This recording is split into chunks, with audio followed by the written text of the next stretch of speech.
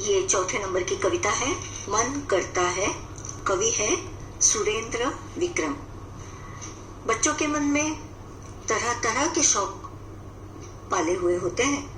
कभी डॉक्टर बनने को जी करता है, कभी इंजीनियर बनने को जी करता है, कभी आकाश में उड़ने को मन करता है, कभी और कुछ गाड़ी बनकर झुक झुक करने को मन करता है।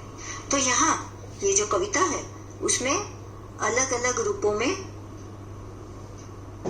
बच्चे का मन क्या करने को कहता है, यह हमें बताया गया है।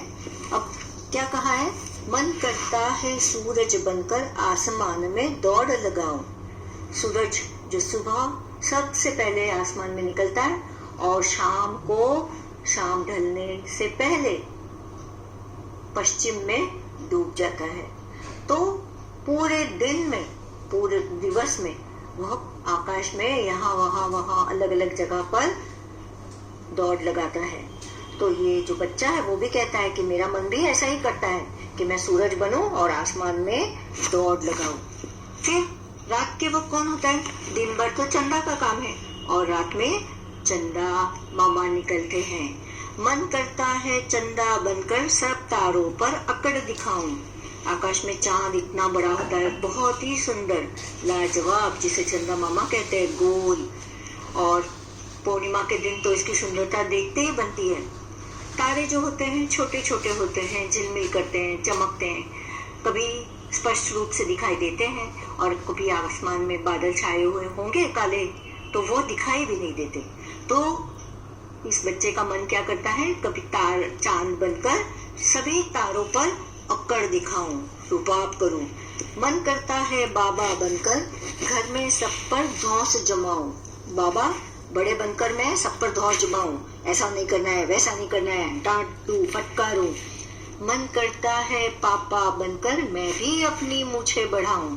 छोटे बच्चे को तो मूछें आने से रही, लेकिन उसका मन जो चाहता है वो कर सकता है। तो वो सोचता है कि मेरा मन करता है मैं भी पापा बनकर अपनी मूछें बढ़ाऊं।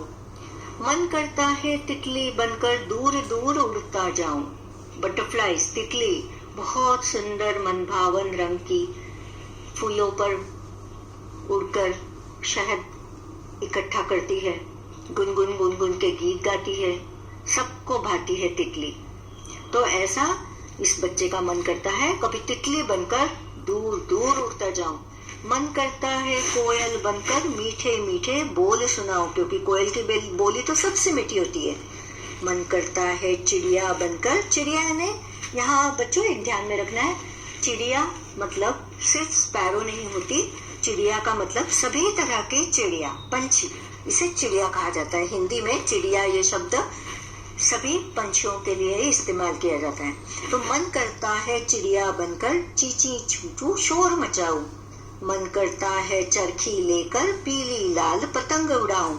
छोटा बच्चा है, उसके मन में अलग अलग शौक है, तो कभी तितली बनकर उड़ने का शौक है, तो कभी चिड़िया बनकर सब जगह चिचहाट करने का उसका मन करता है, और कभी चरखी लेकर पतंग उड़ाने का जो मांझा होता है और धागा, उसको चरखी लेकर पीली लाल पतंग उड़ाने को उसका जी करता है।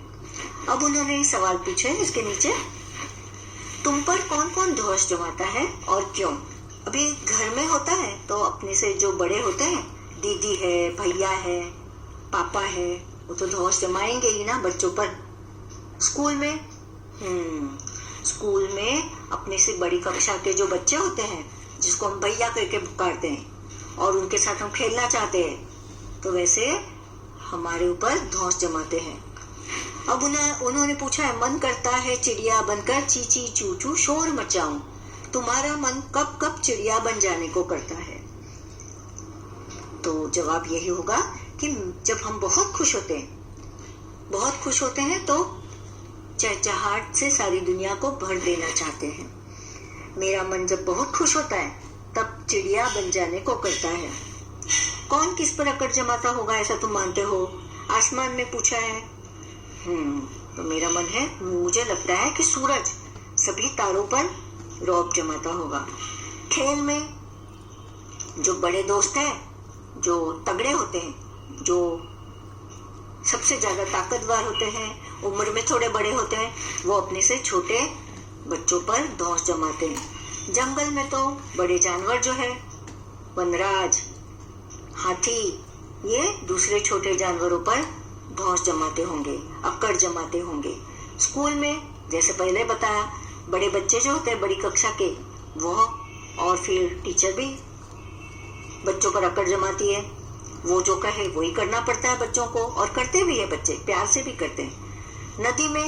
नदी में जो बड़ी मछलियां होती है वो छोटी मछलियों पर अक्कड़ जमाती है। और घर में वैसे ही बड़े भैया, दीदी, ये छोटे भैया पर अक्कड़ जमाती है।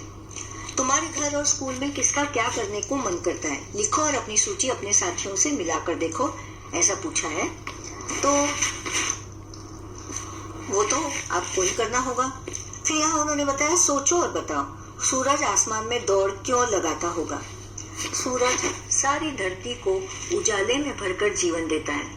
सुबह उठकर वह काम में लग जाता है। पेड़, पशु पक्षी, पौधे तथा सभी सजीवों को जीवनदायी है वो सूरज की धूप। अपने काम को पूरी शिद्दत से करने हेतु सूरज आसमान में दौड़ लगाता है। चिड़िया शोर क्यों मचाती होगी? चिड़िया सुबह उठकर चींची चूचू शोर मचाती है। उसकी चहचहाहट से सभी मानव जग जाते हैं। चारों तरफ सजीवता निर्माण हो जाती है। अपने कलरव से सभी में खुशियां बांटती है। चंदा तारों पर क्यों अकड़ता होगा? चंदा रात को आसमान में चमकता है। उसकी सुंदरता, चमक देखते ही बनती है। छोटे से तारों की चमचम के आगे वह अकड़ दिखाता होगा। और दादा घर में कैसे धौंस जमाते होंगे? दादा अपने बड़प्पन के कारण सब पर धौंस जमाते होंगे। फिर उन्होंने कहा है, 1 मिनट के लिए आंखें बंद करके बिल्कुल चुपचाप बैठ जाओ। ध्यान से आसपास की आवाजें सुनो। अब आंखें खोलो। क्या याद है तुमने किस किस की आवाजें सुनी थी? नीचे उनके नाम लिखो। इसमें से कौन कौन बहुत शोर मचा रहे थे? देखो, जब हम आंखें बंद करते हैं तो गाड़ियों की आवाजें होती है, पंछी, दोस्त कुछ बातें कर रहे होते हैं, दूरदर्शन के गाने या डायलॉग्स हमें सुनाई देते हैं। और इसमें से सबसे ज्यादा शोर मुझे लगता है कि गाड़ियों की हॉर्न की आवाज होती है, जिससे शोर बढ़ता है। धन्यवाद बच्चों, मुझे यकीन है कि आपको ये कविता पसंद आई होगी।